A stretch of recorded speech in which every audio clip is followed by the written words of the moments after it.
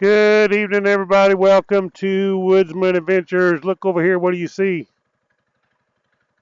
Trees. Look over here. What do you see? Trees. That's because we're in the woods.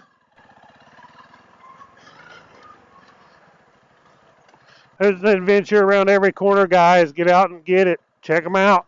So, somebody asked me, when am I going to break my bike out for the spring? Well, pretty much I never put my bike away. So comment below. When are you guys going to break your bike out? I know a lot of you guys are up north and you ain't going to be able to get your bike out for a while, or not much if you do. But when are you going to get your bike out and start riding? March is almost here. You know, we're getting closer to the middle of February. It won't be long. March will be here. And the weather around here is pretty much 50s every day. There's one day like tomorrow, I think it's going to be 38, but the rest of the days are in the 50s. That's not bad. That's really actually good riding.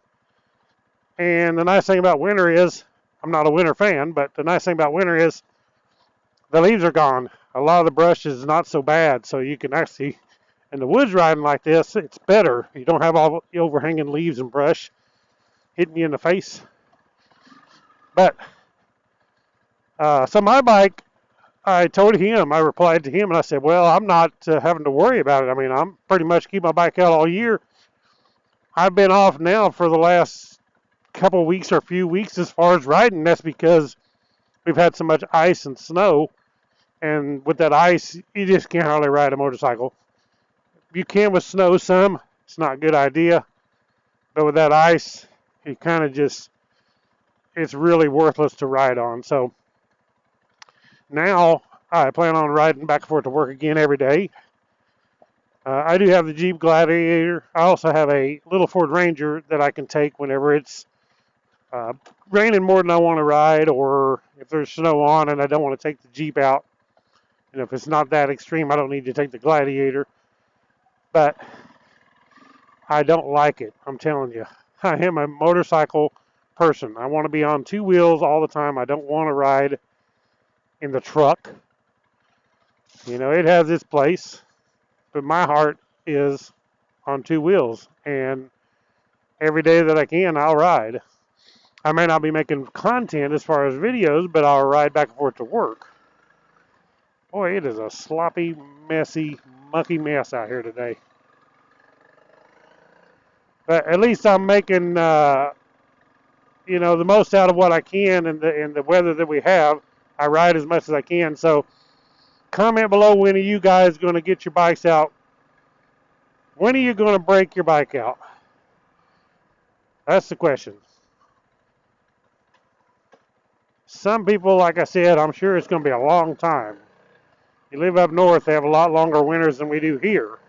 We really have a short winter. I mean, and our winters here have not been bad enough to stop you from riding for the most part. Maybe a week or two out of the winter, if that. But now, we're not out of the snow yet. There's possibility we could get more snow before this, February is over with. Sometimes we get it in March. We have had some in April, but it's rare. So, hopefully, I can keep riding my bike every day. I have the Honda Shadow too, but that's not for me to ride back and forth to work. I ride this. This is my commuter right here, the Honda CRF300L. This is what I ride every day, and that's what I enjoy. I enjoy the street bike with my wife, but as far as me by myself riding, the 300L is what I'll grab every time out of the shop. And the Shadow just stays sitting there. Now, we have got it out a few days when it got up above 60. We took it out and went on a few street bike rides. Oh, my. How bad is this? That is deep over there. I'm not going to that side. We'll try it right through here. Oh, man. It's just good enough to wash your tires off. That's what that's good for. Good enough to wash the tires off. Man, I'd like to be camping and fishing right now. It won't be long. I want to be fishing, having some morel mushrooms. Make you slap your mammy. Now that I'm speeding up here on this more of a city slicker road, I guess you call it, I'm going to put my shield down. So I got this new shield for this Climb Cryos Pro helmet, and I'm telling you, you don't want to have to buy one of these. 150 bucks for the shield. I guess that's cheap compared to one of these helmets, but 150 bucks for the shield? But now that's a transition. It says transition right here on it. It's nice because you notice how it's tinted. Well, whenever it's the sun ain't out or dark, it goes back to clear. Sun's out, it gets real nice and tinted, so you don't have to worry about that. I really, really like it. You can get for $49, I think you can get just a clear or a tinted. But the transition's $100 higher. And now that's without the pin lock that goes in. The pin lock's another, if you buy a new pin lock, another 20 to 25 bucks, something like that for a pin lock. So stupid expensive, but I shelled out the bucks and got it. Whoa, that was some loose gravel in there. Whew. The pin lock didn't fog up, my glasses did.